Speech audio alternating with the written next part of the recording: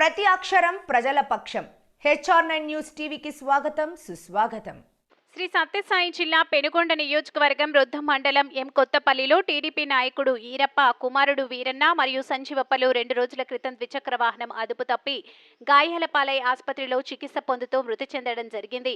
ఈ విషయం తెలుసుకుని ఆ గ్రామానికి చేరుకుని పరామర్శించిన నాయకులు మాధవనాయుడు, చంద్రమౌళి, వీరాంజనేయులు, అక్బర్ సాబ్, తాడంకిపల్లి సర్పంచ్ మంజునాథ్, ప్రభాకర్ పరామర్శించి ధైర్యం చెప్పి ఓదార్చారు.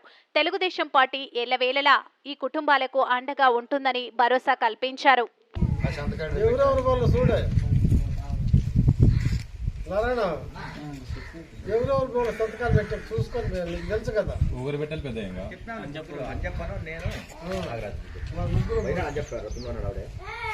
నాగరాజ్ భాయ్ ఎవడే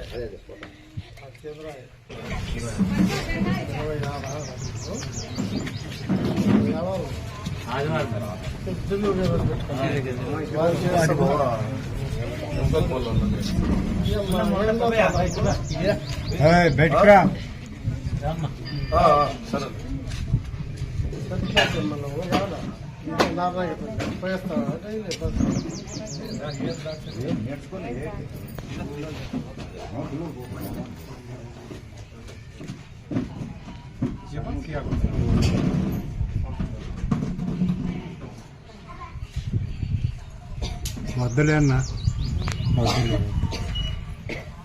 సరే ఏమైనా ఉంటే కలిసాట మాట్లాడి ఎందన్నా ఉంటే ఇబ్బంది ఏదన్నా ఉన్నా కూడా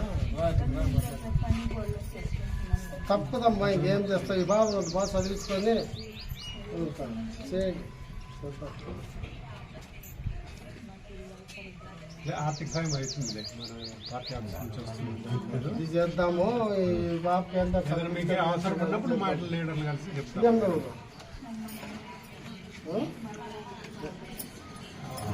వాళ్ళ చచ్చిపోయినాడే వాళ్ళ